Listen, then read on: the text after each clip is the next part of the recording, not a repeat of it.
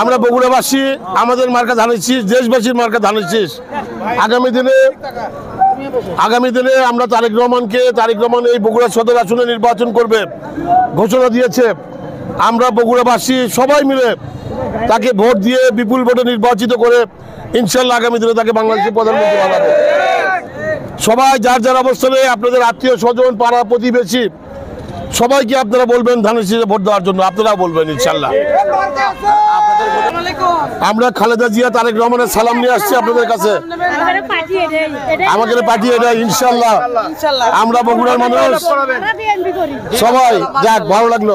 আপনাদের আত্মীয় স্বজন, আপনাদের পাড়া প্রতিবেশী পরিচিত মানুষকে আপনারা সবাই অনুরোধ করবেন ধানের শীষের মধ্যে, ধানের শীষের মধ্যে।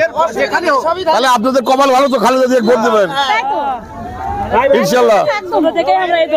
ইনশাল্লাহ ধানের শীষ মার্কা ভোট দিবেন ইনশাল্লাহ।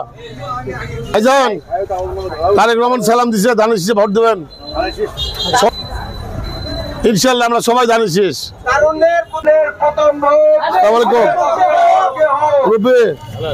তারেক রহমান সালাম দিয়েছে, আমরা ইনশাল্লাহ সবাই ধানের শীষে ভোট দেবো। ভালো আছেন না?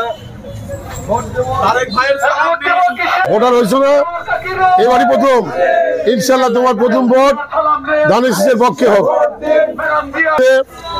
আর আমাদের তো সৌভাগ্য বগুড়াবাসীর, আমরা তারেক রহমানকে সবাই মিলে ভোট দিব। তারেক ভাইকে জয়যুক্ত করে আগামী দিনের প্রধানমন্ত্রী ইনশাল্লাহ সবাই দোয়া করবেন ওনার জন্য। আপনাদের পরিচিত জনকে বলবেন, বাবা তোমরা তরুণ প্রজন্মের প্রথম ভোটার, এর আগে তো ভোট দিতে পারো নাই। হাসিনা ভোট দেওয়ার অধিকার বঞ্চিত করে রাখছিল, এইবার তো সুযোগ আসছে তাই না? এবং অলরেডি একটা স্লোগান সারা দেশে উঠে গেছে, নতুন প্রজন্মের প্রথম ভোট